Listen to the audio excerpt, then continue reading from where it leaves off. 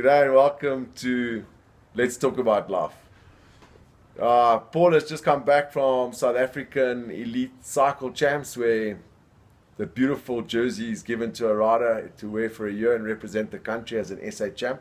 How was the SAs for you this year, Paul?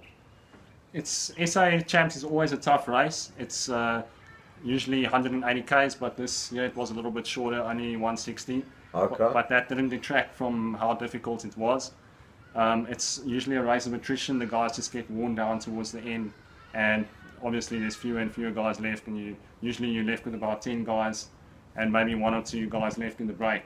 Yes. And this year, what happened is we were like 10 guys left, and then Jaco Venter went in the last 6-7 k's, and he managed to solo away towards the end. Yeah, and I mean, he's a worthy champion. I think he's been campaigning overseas since he was a junior. Yeah, he's been in the game for a long time. Long time. I think he rode the Giro last year. So he's a serious competitor. Yes, he's a world-class athlete. And Dimension Data obviously are as well. And the event itself, how would you rate the event from organisation? How was the feel? Did it feel like you're riding SA Champs or? I would say the organisation is great because there's full road closure, timing is perfect, everything's fine. Yeah. And in terms of the class of the event, it's definitely a high-level event. It's what you would expect from a national championships. Yes. Maybe just more exposure. I think, as someone that was at home, I was listening on Twitter and trying to get feeds, and it would be so great to one day see the race live, or not too long thereafter to have a very comprehensive SA Champs, because I think it's deserving of it. I think a live stream is definitely possible. Yeah. But other than that, it's a great event, and I recommend it 100%. 100%. How did the nutrition go? Now, we spoke last week about sugars and water and stuff. I also just want to quickly mention, I've got to say to Anneli Kacholofa, well done. Her first jersey, very proud of her. And a massive event. We know that you're also watching our show. We appreciate it. So how do you feel with this? Yeah, your nutrition was great. Yeah, I mean, I stuck to the 5 calories per kilo body weight per hour thing. And I basically had 200 grams of coconut sugar in the water bottle and 300 grams of dates. So that was enough for the event, and I couldn't have done it better. Oh, well done. I mean, that's interesting. There's no supplementation. Paul, obviously being a vegan, it's an incredible passion to do something like that. It's good for the earth. Something showing a lot of respect to the earth and showing that it's possible to eat that healthily. No meat, no red meat, no eggs, no any of dairy products. It's phenomenal. And you can race at that high level with world-class guys finishing in the top 10 on a really tough circuit. Yeah, I must say, very well done. Thanks, Grant. Yeah, nice. And then what else? What else has been in the news? I must eat a bit of my words. The SA cricket team, I mean, they won the 5-day series. It's quite unbelievable. Or the limited over, but 5 matches. They won, came back from 2-0 down and won 3-2. So I was saying with the democracy in teams and that, it doesn't work. But maybe they removed the democracy, so it did work. Because they lost in the 5-day stuff, They couldn't have it again. Let's hope democracy doesn't now come and mess with it and they start losing again. So, but well done to the boys. It was an amazing achievement. The first time ever in the history that a team comes back from being 2-0 down and wins 3-2. So let's hope that was a good one for the bookies. Unfortunately, I can't deliver much of an opinion on cricket since I don't watch it myself. Yes, I mean, you can't. There's so much sport today, let's be honest. And you being a sportsman and competing yourself, it doesn't make that easy, to also spend time watching. And I mean, I think generally most of us are moving away from crazy amounts of sport and television watching.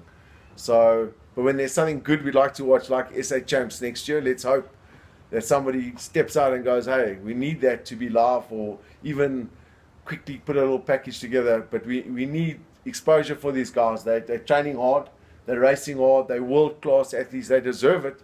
Just like the golf, we had the SA Open, it's live for 4 days.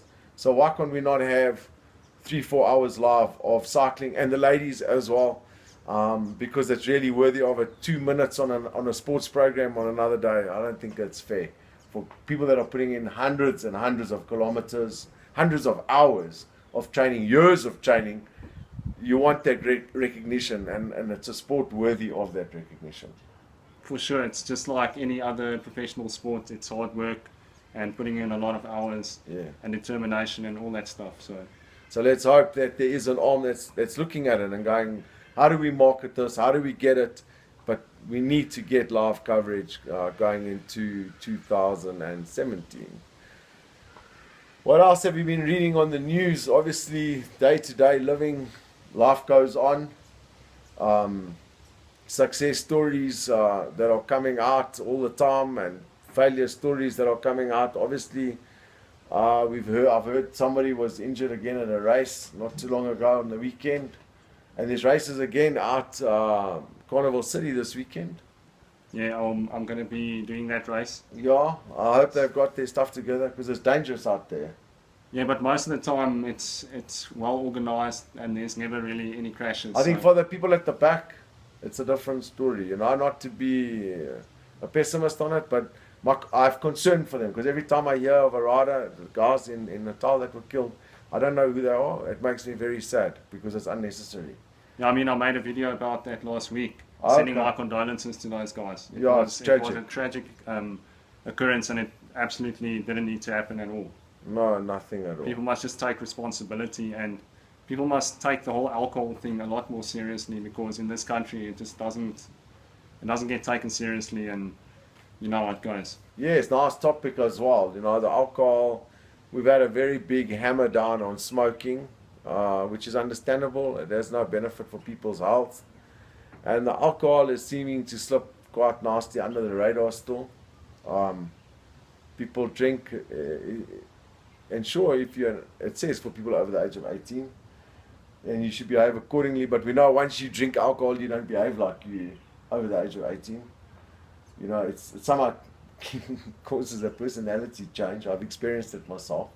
So, yeah, and then to get in a car, one would think by now, there was a breathalyzer to start your car. You know? Come on, insurance companies out there, by now you should be able to see me ticking away and going, for your car, we'll give you this premium because every time you blow, your car starts. And if you blow, it doesn't start. So you are less of a risk. That's a brilliant idea, actually. Yeah. So there's something for some entrepreneur to come up with and get going. It will really save lives. I mean, the amount of people I'd love to know what their statistic is. People that are badly injured in a year from alcohol, whether it's jumping off a tree or out of a tree into a pool and there's no water in the pool and so forth. Google is your friend. Yeah, Google will check that out. But also, I mean, if you have a look, actually, on these crazy programs, there's ridiculousness and so on, where people do crazy stuff. The majority of the time, I think these people have been drinking.